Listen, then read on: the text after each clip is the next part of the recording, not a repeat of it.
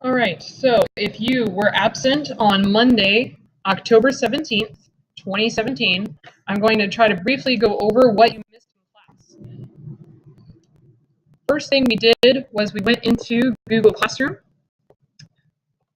and looked at the Project 3 Speaking with Hands slideshow.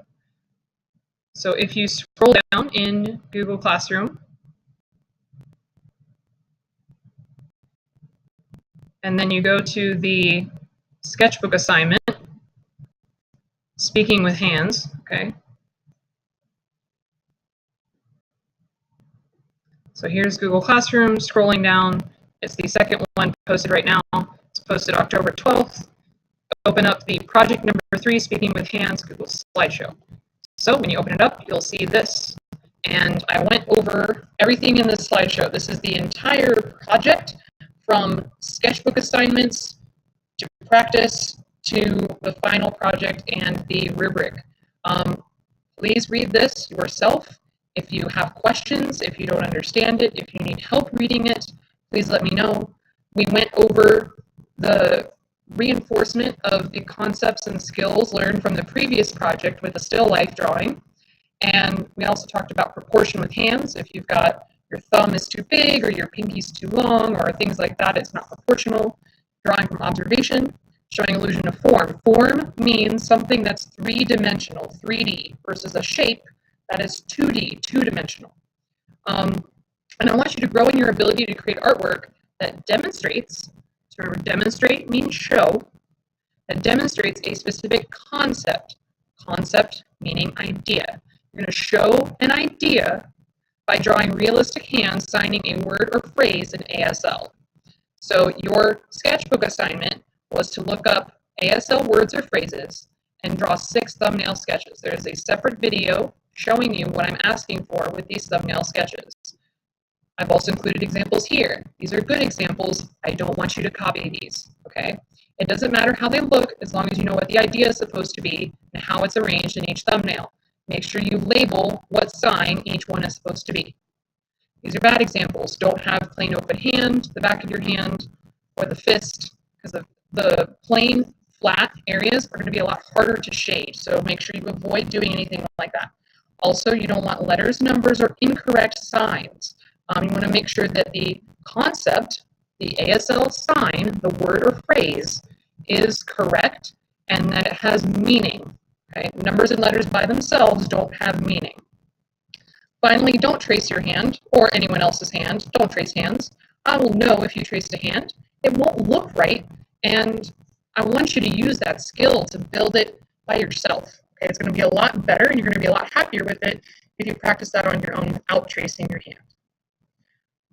Once you finish the 6 thumbnail sketches, you're going to decide which idea you'll use and practice sketching it in your sketchbook. So you'll go back to your thumbnails, pick one, okay? Say, I really like this I love you sign from the side view. So you're going to practice sketching that, and then you'll practice putting value in it. So making sure you're observing the details.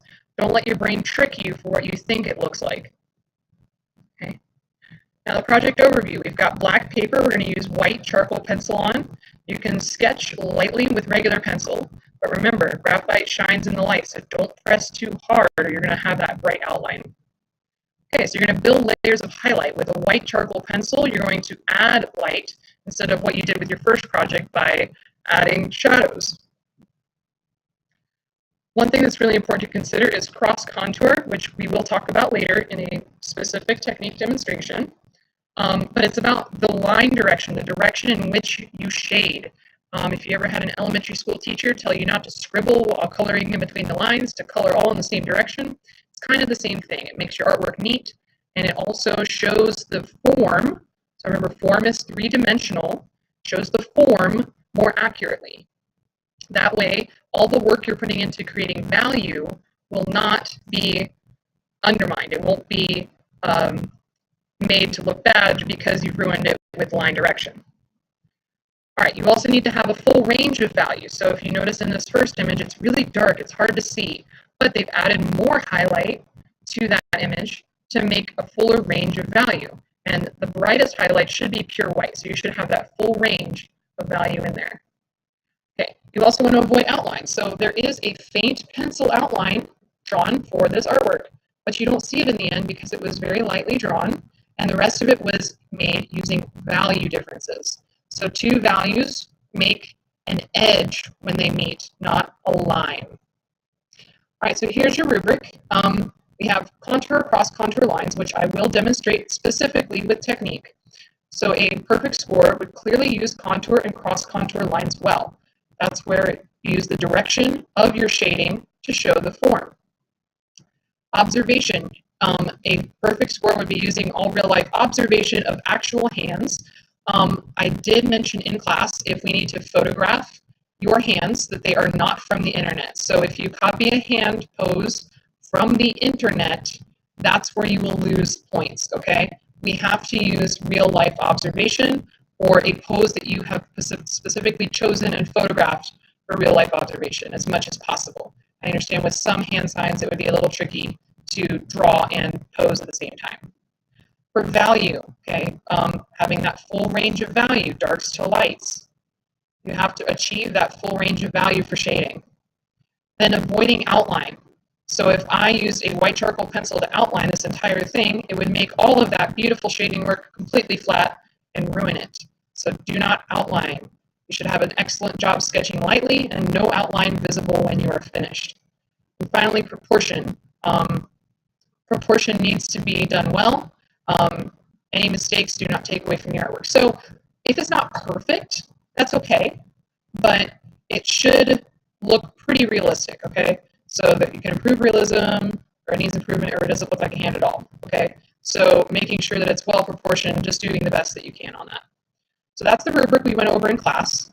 Now what I'm going to show you is the activity we did in our sketchbook. So once you have finished your thumbnail sketches, in your sketchbook, turn to a fresh page.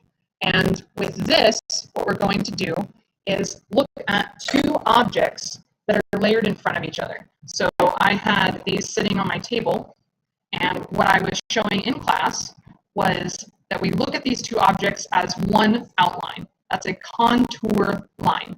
So when I start at the edge here, this corner, I can trace up along the side of the eraser, following along the top, getting that extra edge over here, going down on that left side. And now I don't want to cross over, I only want the outside outline. So I'm going to start with the eraser, going around, getting that corner here, and I'm going to go left. I'm going to go around the stapler, all the way around, and then pretending my finger wasn't there, okay? Cutting through, getting that outline of the stapler, all the way around the bottom edge, right here, looking at those little details of that notch that goes up, inwards, going out of that corner, up, and finally attaching in my outline here. So I don't want to draw anything inside of the shape. I only want to draw the outside shape. So it's one continuous line for the whole outside of the image. Okay? So as I'm drawing it, I'm looking back and forth between my stapler and the eraser, and I'm looking at my paper. So I want to make sure that I'm not letting my brain trick me into what I think it looks like, but draw what I'm actually seeing. So right about here is when I see the eraser. So I'm not going to cut through, I'm going to go straight up instead. So that's where I see the eraser. Here's that corner that goes up at an angle. I see the angle here for that corner. Then the front of it goes back down. And remember, I want to stop with where the stapler is. I'm not going to finish going on. I'm going to stop at that corner, and I'm going to watch where the stapler is. I'm going to make sure I'm looking at how that stapler is shaped to finish that shape off. So now I have the outside contour of these objects put together. That's what we practiced in class today. We have a variety of objects set up on the tables, and you were to draw them layered together. So for example, this cylinder here, the outside of the cylinder, around the outside of the box, but not cutting through between the box and the cylinder. Okay, just the outside outline. For art one, we did very basic, simple shapes. Once everyone was finished with that, I allowed them to go back to working on their thumbnails or practicing drawing their hands